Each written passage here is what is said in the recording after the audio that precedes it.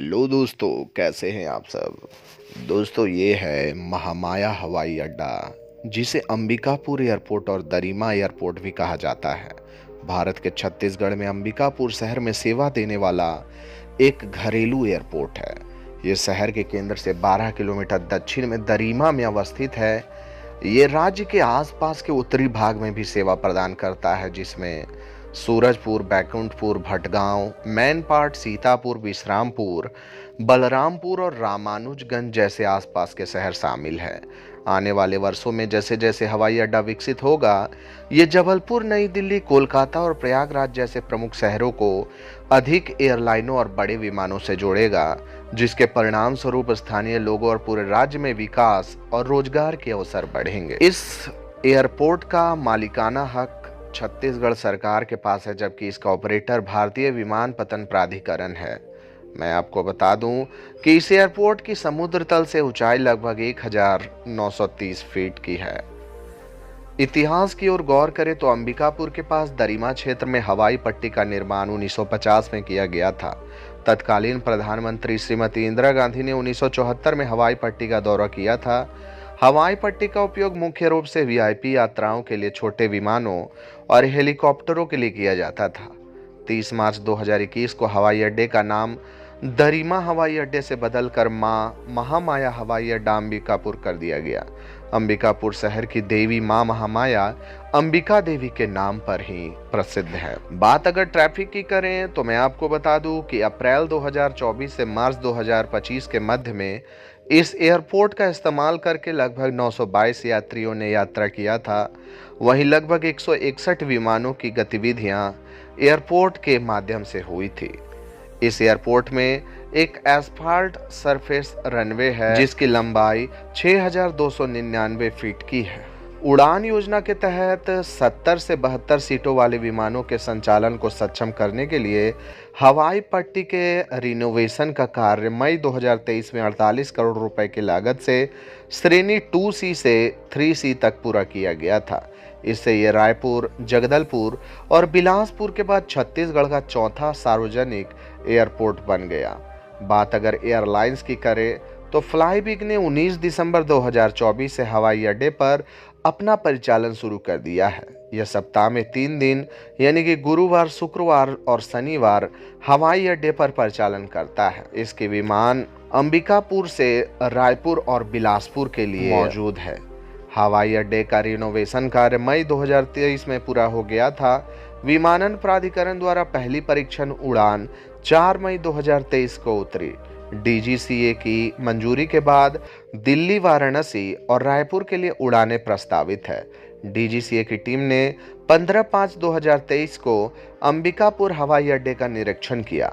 नागरिक उड्डयन महानिदेशालय ने उड़ान संचालन शुरू करने के लिए 15/3/2024 को छत्तीसगढ़ के सरगुजा जिले में अंबिकापुर हवाई अड्डे के लिए हवाई अड्डा लाइसेंस जारी किया है।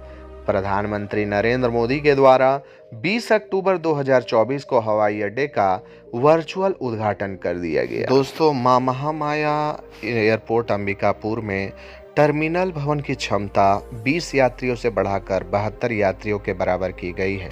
ATC tower, anti hijack room, मौसम विभाग के कार्यालय, fire store, training centre, electric panel room का निर्माण किया गया है। एयरपोर्ट पर पूर्व निर्मित बाउंड्री वॉल की लंबाई 7000 मीटर करने के साथ ही इसकी ऊंचाई 3.2 मीटर की गई है। दोस्तों, मैं आपको बता दूं कि 47 करोड़ की स्वीकृति के बावजूद भी छत्तीसगढ़ के सरगुजा में हवाई सेवाएं कभी कभी ठप हो जाती है। मानसून के कारण प्रतिकूल मौसम का हवाला देते हुए परिचालन करने वाली एयरलाइन फ्लाईबिग कई हफ्तों से उड़ानें निलंबित कर देती है। सरगुजा हवाई अड्डे के उद्घाटन के बाद फ्लाईबिग को हवाई सेवाएं संचालित करने के लिए नियुक्त किया गया था, लेकिन शुरुआत में सप्ताह में 5 दिन उड़ानें उपलब्ध थी, लेकिन बाद में इन्हें घटाकर 3 दिन शुक्रवार, शनिवार और रविवार कर दिया गया था।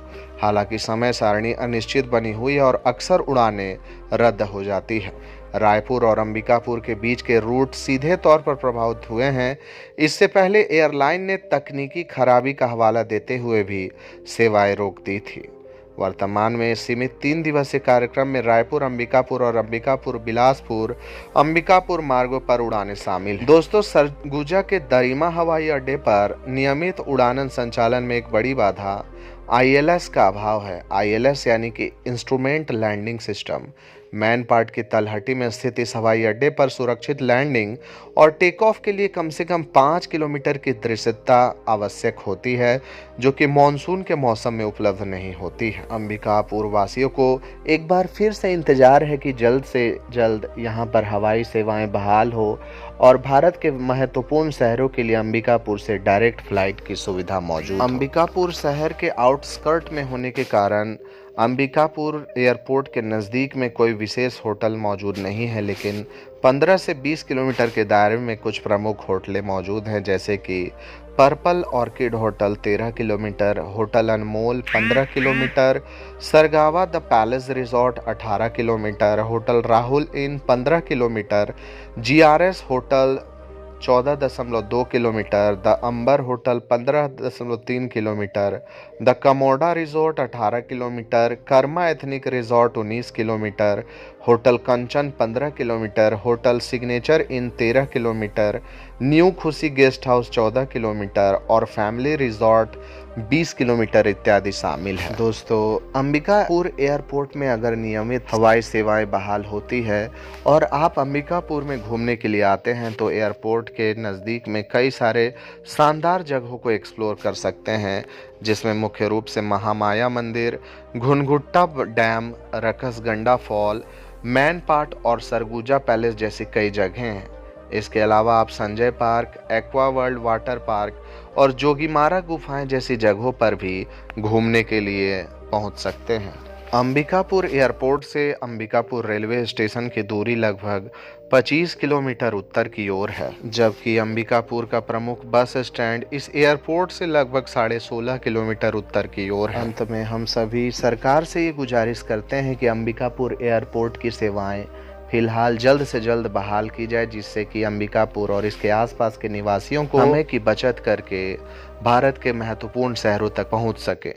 तो दोस्तों, इस वीडियो में मैंने आपको अंबिकापुर के महामाया एयरपोर्ट के बारे में कुछ महत्वपूर्ण तथ्यों को बताया है। आशा है कि आपको ये वीडियो काफ़ी पसंद आया होगा। दोस्तों, अगर आप फ्यूचर में और भी इसी तरह के अपडेट्स हमारे चैनल से पाना चाहते हैं तो हमारे चैनल को सब्सक्राइब करके बेल आइकन को प्रेस कर दें, और अगर आपको ये वीडियो अच्छा लगा हो तो इस वीडियो को लाइक करके ज़्यादा से ज़्यादा शेयर कर दें। दोस्तों, अगले वीडियो आप किस शहर की देखना चाहते हैं वो भी आप मुझे कमेंट करके बता सकते हैं। भारत के ऐसे ही छोटे बड़े शहरों, एयरपोर्ट्स, रेलवे स्टेशन और जगहों के वीडियोस देखने के लिए हमारे चैनल को सब्सक्राइब करना बिल्कुल ना भूलें। आज के लिए बस इतना ही। कल फिर रहेंगे हाजिर एक नए वीडियो में। तब तक के लिए जय माता दी, राधे राधे।